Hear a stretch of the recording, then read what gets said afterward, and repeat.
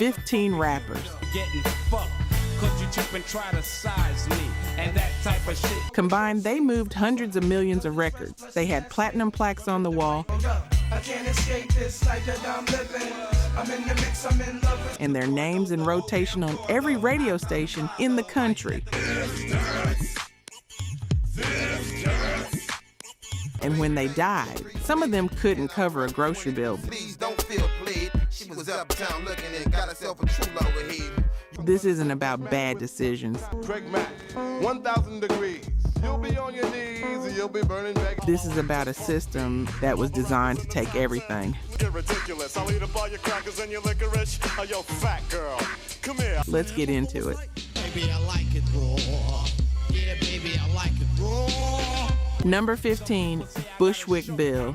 'Cause I feel I got a real cool scrap. Now you could fuck me up and I'ma still squat pilling. And before you say anything, yes, he had the gold. Yes, he had a legacy that shaped Southern rap for 30 years. But here's what the plaque doesn't tell you. It takes two to tango, but one to get his ass kicked. Now what you getting that? Richard Shaw grew up in Jamaica, moved to Houston, and became the voice that helped turn Ghetto Boys into one of the most important rap groups this culture has ever seen. Mind playing tricks on me. Damn, it feels good to be a gangster. Records that didn't just sell, they seeped into the culture and stayed there. Swick, aka Chuck, 4'8" and straight, don't give a fuck. Ghetto Boys were the blueprint before anyone was calling it a blueprint. But here's where it gets complicated. Rap-A-Lot Records own those masters. Every stream, every sync deal, every time that music touched somebody's screen. And a motherfucker full of talk, you pull his whole card and he can't walk the walk. Bushwick Bill wasn't seeing it the way you'd expect. Decades of work, and the ownership sat somewhere else. That's not a footnote, that's the whole story. And then it got worse. Until I broke your two front teeth and now you're whining. I told you motherfucker size. In 2019, Bushwick Bill was diagnosed with stage 4 pancreatic cancer. He announced it himself. No label infrastructure behind him, no safety net underneath him. He was doing independent shows trying to cover medical bills while fighting a disease that doesn't give you much time. He died June 9th, 2019, 52 years old. Here's what stays with me about that. You spend 30 years building something. Your voice is in millions of homes. Your records defined an entire regional sound. And at the end, you're doing corner shows to cover your own health care. Nobody wanna fuck with Chuck no more. Ever since I put the weight down. That's not a fall from grace. That's what it looks like when the structure was broken from day one. I got the strength of 6 men with the heart to run up on the motherfucker 6'10". Number 14, Freaky Ta.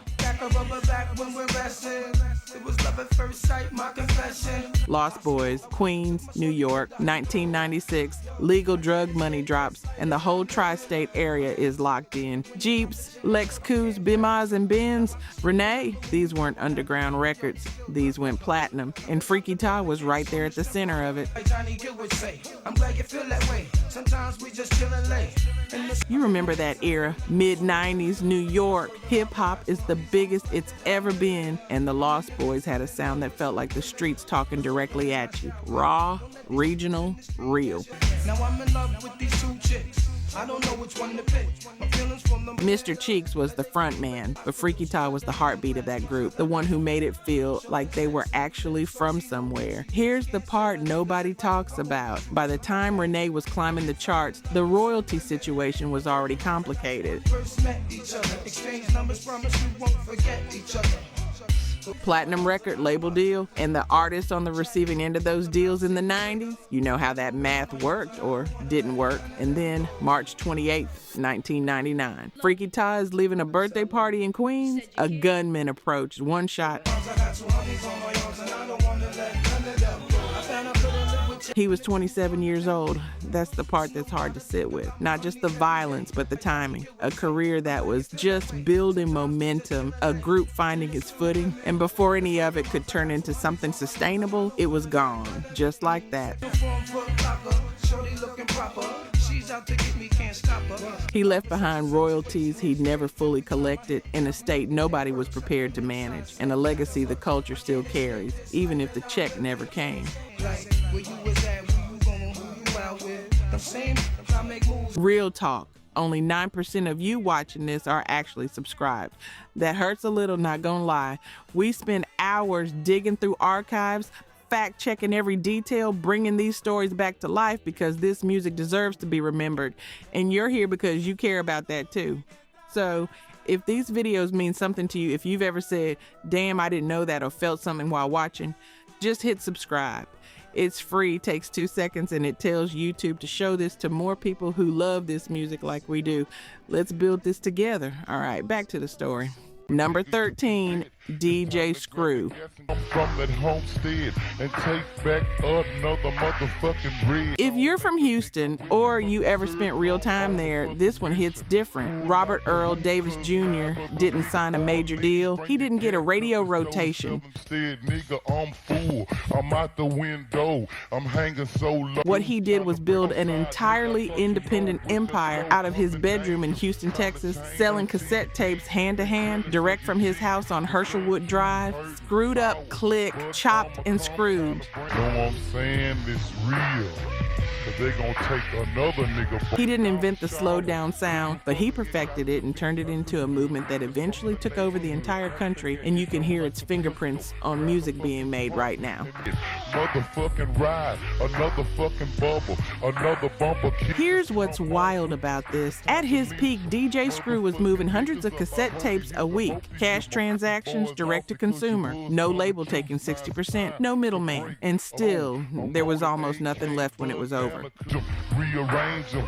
Ain't no fucking faking, ain't no Satan, can't be blamed. Because here's where the story turns. It wasn't the label that took it. It was the codeine. Lean culture and DJ Screw were always intertwined. And by November 2000, it caught up with him. He died from a codeine overdose on November 16, 2000. Nigga, like you said, we just on that boulevard. How can a nigga come? He was 29 years old. His family was left with almost nothing. No estate plan, no publishing infrastructure, an independent catalog that nobody had fully documented or protected. Ain't no stopping.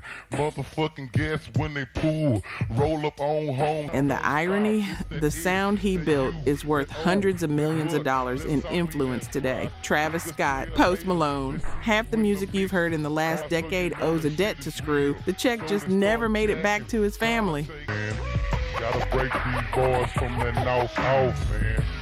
Number 12, Mack Dre. If you weren't in the Bay Area, you might have caught wind of him late, but in Vallejo, California, this man was a god. Andre Hicks started building his name in the late 80s. Rapper gone crazy, The Crest.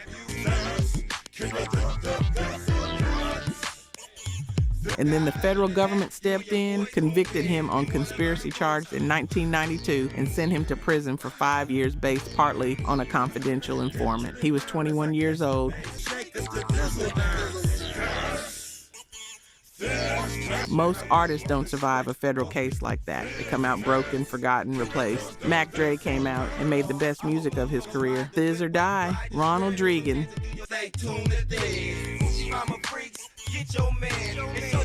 He invented hyphy, not inspired it, invented it, and that wave eventually swept through the entire Bay Area and beyond. But here's where the money story gets dark. Mack Dre ran his own label, Fizz Entertainment, and distributed independently. That sounds like ownership, and in some ways it was. But independent distribution in the early 2000s also meant absorbing all the risk, all the infrastructure costs, and all the chaos of running a business without institutional support. November 1st, 2004, Mack Dre is shot and killed in Kansas City, Missouri during a tour stop. He was 34 years old. The estate was a mess. Fizz Entertainment had assets, but no clean structure. His family spent years trying to sort out what was his and what wasn't. He moved hundreds of thousands of records independently, and the return, almost nothing that lasted.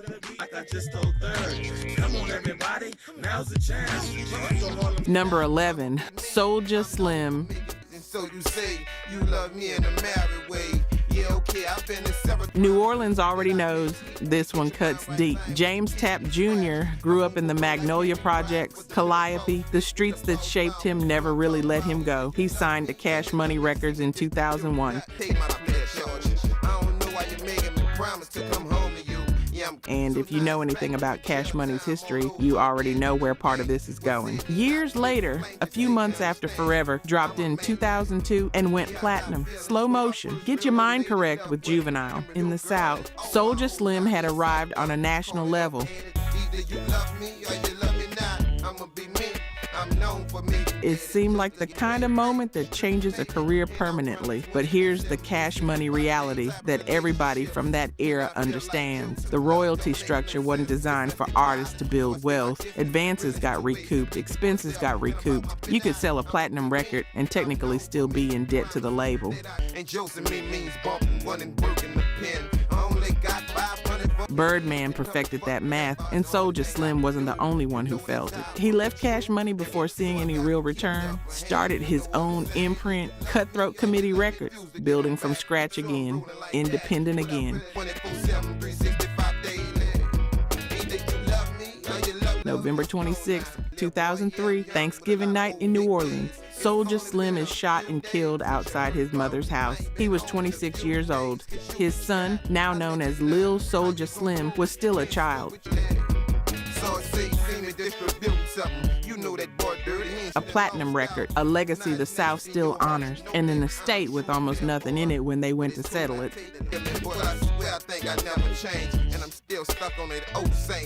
Number 10, Craig Mack. Craig Mack was the first artist signed to Bad Boy Records, not Biggie. He was on the label before it was a phenomenon, before Puff had proven his formula, before Bad Boy became the most important rap imprint of the 90s. Flavor in Your Ear went platinum in 1994. The remix had LL, Busta, Rampage, and a young notorious B.I.G. That record should have launched a dynasty. Craig Mack's dynasty. Here's where the story turns. While Biggie became the face of Bad Boy, Craig Mack was slowly being deprioritized. Resources went one direction, promotional muscle went one direction.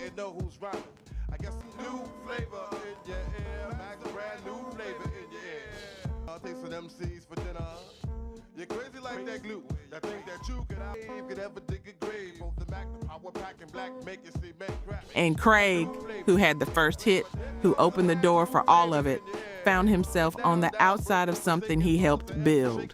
He left Bad Boy after his second album underperformed, not because the music was bad, because the machine wasn't behind him.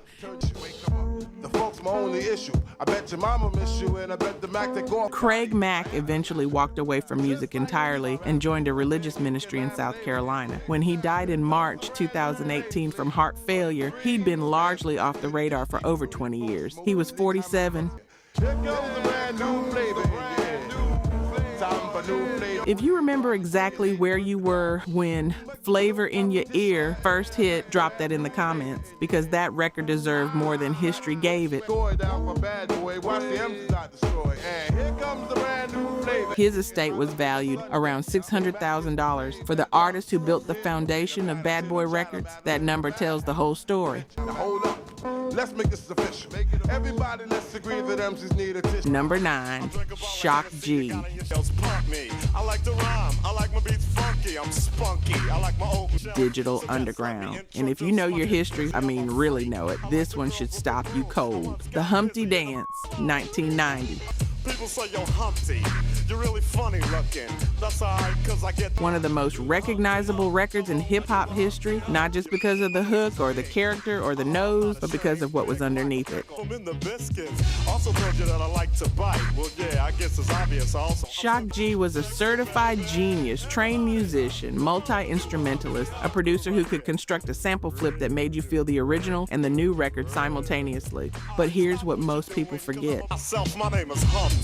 pronounced with the umpty. Yo, ladies, oh. Before Tupac became Tupac, before All Eyes on Me, before Death Row, before he became the most celebrated rapper on the planet, a young Tupac Amaru Shakur was living in the digital underground van and being mentored by Shock G. Things cooking, you stare, you glare, you constantly try to compare me, but you can't. I Get Around. Shock produced it. That's where Pac's mainstream career actually began. So you're talking about someone who helped launch the biggest name in hip-hop history, whose own records went gold and platinum, whose production touched artists at every level of the industry. And when Shock G died on April 22nd, 2021, alone in a Tampa hotel room from an accidental overdose involving fentanyl, methamphetamine, and alcohol, his net worth was estimated at around $500,000 for a man that gifted, that connected, that foundational. Like Luke did, I sang on Do What You Like, and if you missed it, I'm the one who said just grab. Here's what I keep coming back to. The music he made will outlive all of us, but the system he operated in never gave him what his talent was actually worth. I look funny, but yo, I'm making money, see? So yo, world, I hope you're ready. Number 8, Old Dirty Bastard. I don't even need to tell you who this is, because the second you heard that name, something in your body already responded. Russell Tyrone Jones, Brownsville, Brooklyn, Wu-Tang Clan founding member. One of the most singular human beings this culture has ever produced. Returned to the 36 chambers in 1995, went platinum. Nigga Please in 1999, platinum again.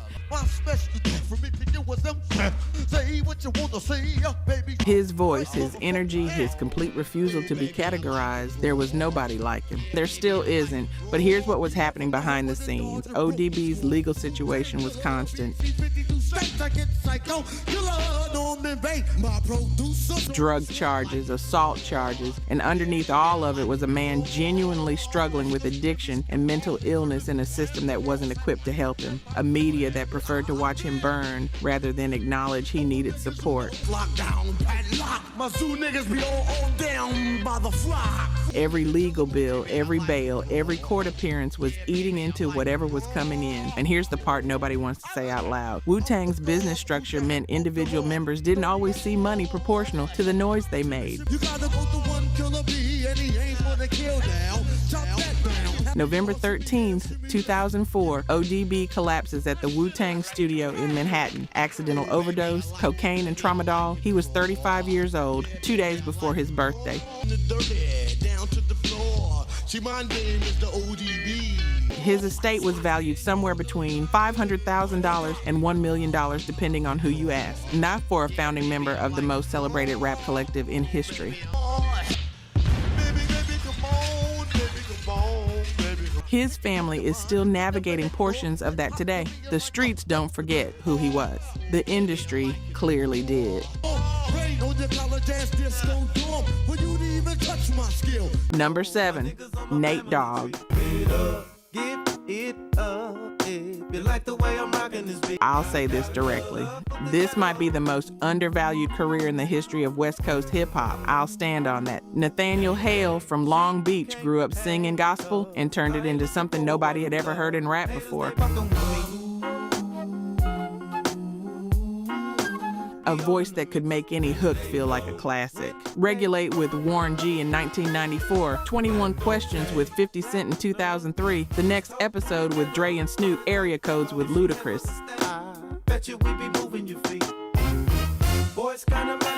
Billboard Hot 100 charting records as a featured artist, and he never had a platinum solo album. That's not a contradiction, that's the business. Labels would rather lease your talent for someone else's project than invest in building your own career.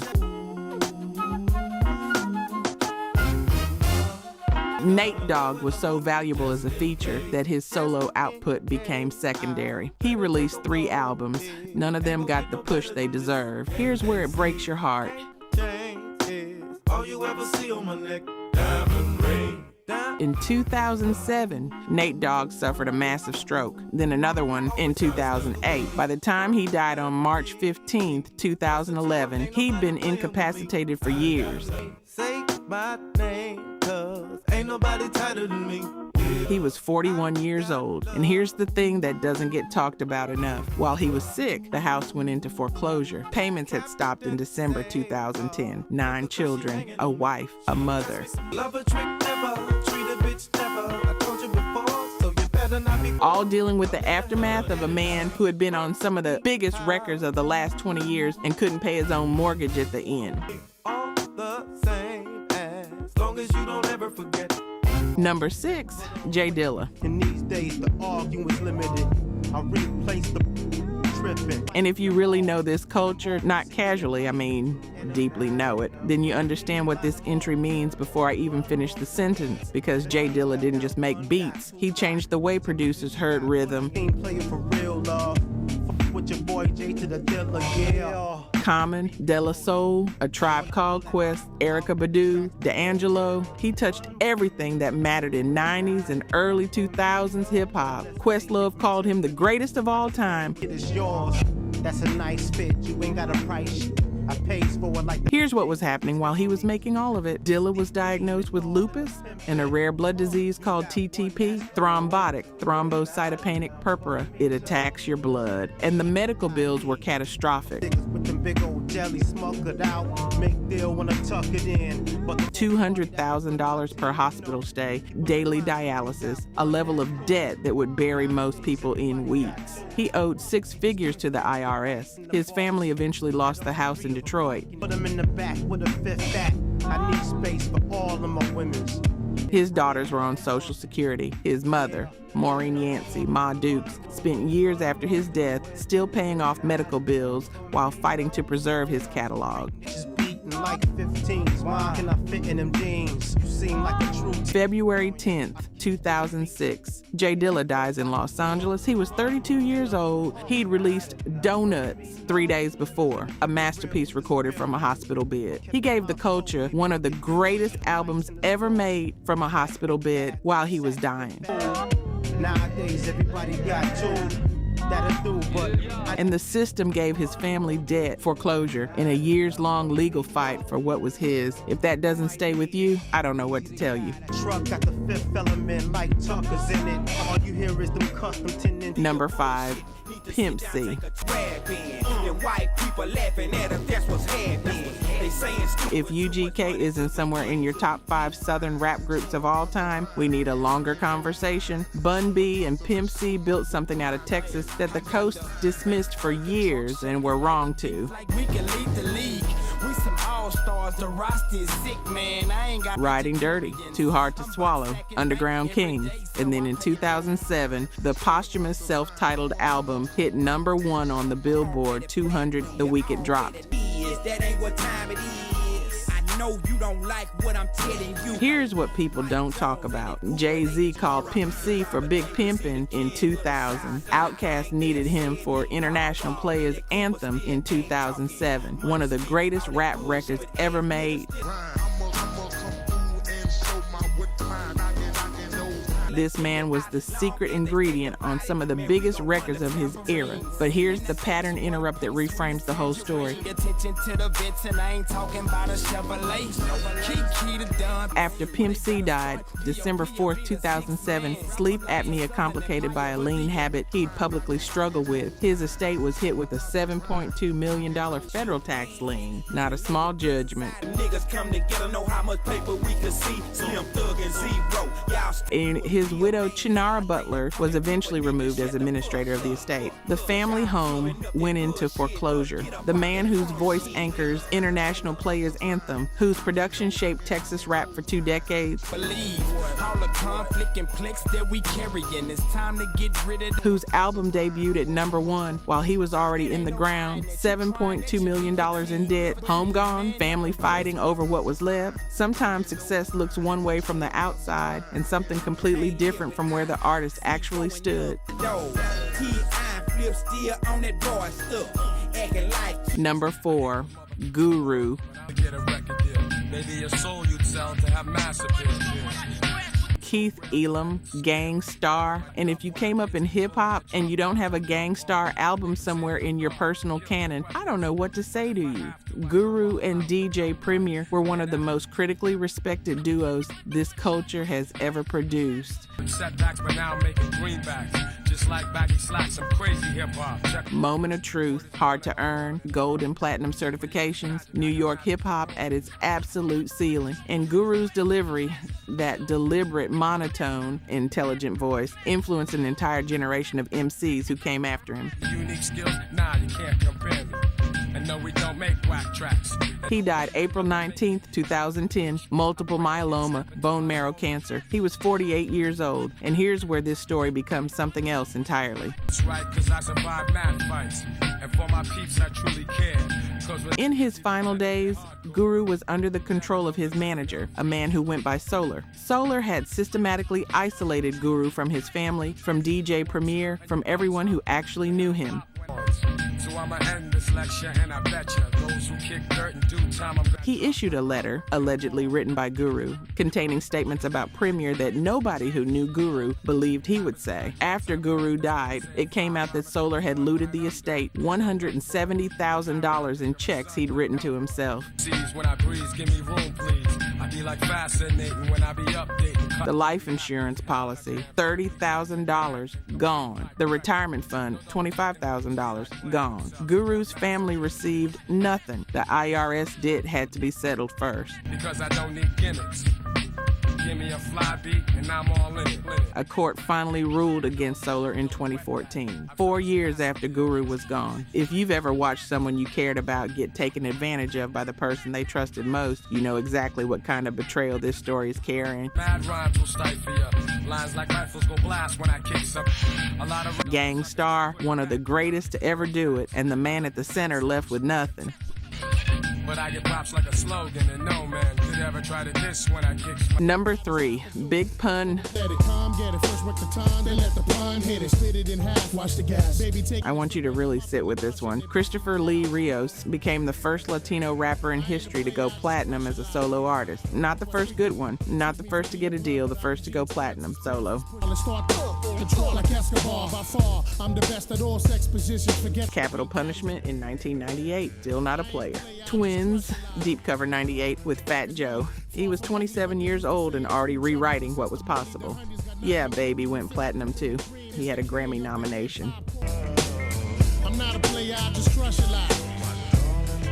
He was on the cover of The Source. He was the biggest thing to come out of the Bronx in years, and the Bronx knew it. The whole Latino hip-hop community knew it. Here's the part that should make you angry. February 7th, 2000.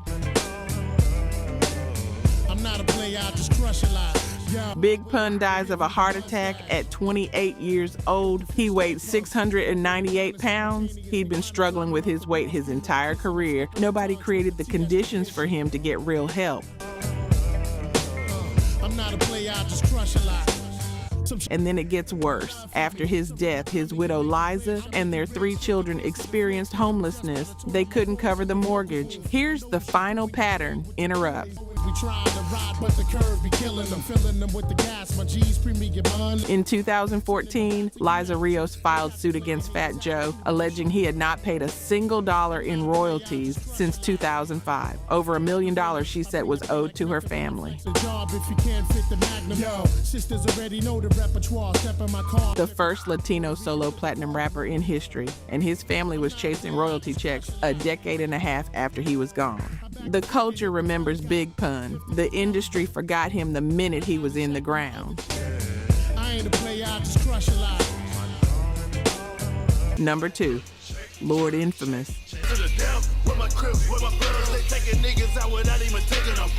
You know the name 3-6 Mafia, and you might even know, depending on how deep your knowledge goes, that they won an Academy Award, an Oscar, Best Original Song 2006 for It's Hard Out Here for a Pimp from Hustle and Flow. 3-6 Mafia, Oscar winners. But Lord Infamous was there from the very beginning. He was a founding member before they were 3-6 Mafia, back when it was 666 Mafia and the music was coming out of Memphis basements. His voice on those early records had a menace to it that was completely genuine. He helped build the sonic foundation that eventually took that group to Hollywood. Here's the complicated part. Lord Infamous had a turbulent relationship with the group over the years. Left, came back, left again. And the business of 3-6 Mafia, the deals, the masters, the publishing, got structured in ways that didn't always benefit the full original roster equally. When you're not at the table during the negotiations, you don't always eat from what gets served. You know how that goes. December 17th, 2013. Lord Infamous dies of a heart attack. He was 40 years old. 3-6 Mafia had sold millions of records. They had an Oscar on the shelf, and Lord Infamous, one of the original architects of everything they built, left behind an estate that barely existed. Think about that, an Oscar-winning group. And the man who helped them get there died at 40 with almost nothing for his family. Some people build the foundation. They just weren't allowed to live in the house.